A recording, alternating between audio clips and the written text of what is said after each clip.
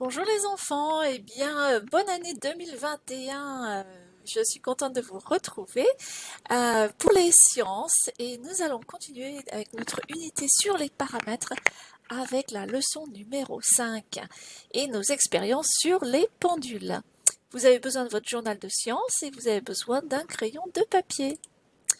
Notre objectif aujourd'hui, on va donc continuer avec nos expériences et nous allons faire l'expérience du pendule sous contrôle en changeant la longueur du pendule.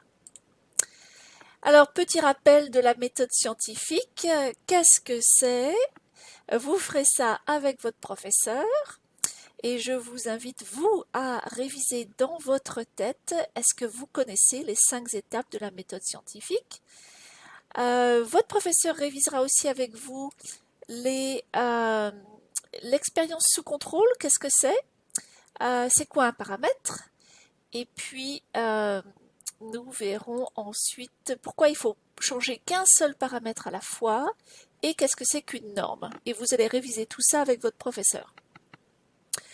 Alors, on avait donc décidé qu'on voulait tester 3 choses. Le point de départ, la masse et la longueur de la ficelle pour voir ce qui allait influencer le nombre d'oscillations en 15 secondes. Nous avons déjà testé le point de départ et la masse et on a trouvé que ces deux n'ont pas influencé le nombre d'oscillations. Il y avait toujours environ 12 oscillations en 15 secondes. Donc, le point de départ et la masse ne sont pas des paramètres. Donc, vous allez avoir les résultats ici avec votre professeur des autres classes. Nous allons découvrir combien la classe de Madame Kiel avait trouvé en moyenne d'oscillations quand le point de départ était plus haut que la table. Et puis, combien en moyenne ils ont trouvé d'oscillations quand le point de départ était plus bas que la table. Et on verra aussi les résultats de Madame Stengel et de Madame Souglia.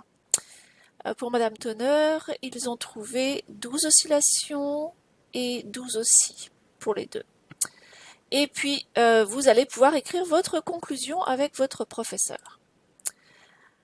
Alors, aujourd'hui, on va s'intéresser à un troisième élément, donc le changement de longueur de ficelle. Ça va être notre troisième expérience. Et donc on va se poser la question, est-ce que le changement de longueur de ficelle, la longueur du pendule, est-ce que ça peut influencer le nombre d'oscillations en 15 secondes?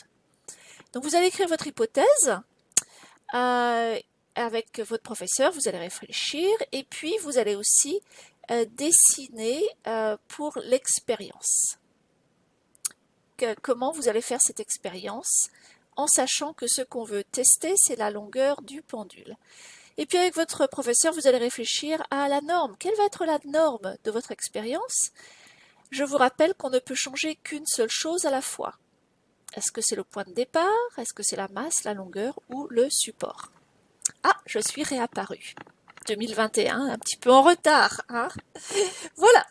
Alors, donc vous écrirez votre hypothèse, vous ferez votre dessin et puis avec votre professeur, vous allez donc tester un pendule qui sera plus petit que 38 cm, plus court.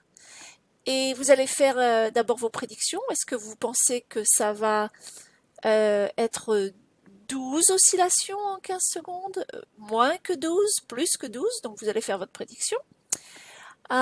Et puis, vous allez faire 3 fois l'essai avec ce pendule qui est plus petit que 38 cm et vous trouverez la moyenne. Et puis, vous ferez la même chose avec un pendule qui est plus de 38 cm.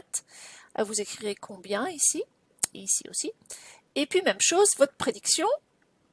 Et vous allez faire l'essai 3 fois et votre moyenne. Et enfin, vous trouverez quelle est la conclusion avec votre professeur. Ok? Vous réfléchirez ensemble. On va pas montrer ça, voilà. Et puis vous répondrez à ces questions pour voir si vous avez bien compris ce qu'on a fait depuis le début de cette unité. Voilà les enfants, je vous souhaite une bonne expérience avec votre professeur à 2 heures. N'arrivez pas en retard les amis. Encore une fois, bonne année 2021. Au revoir les amis.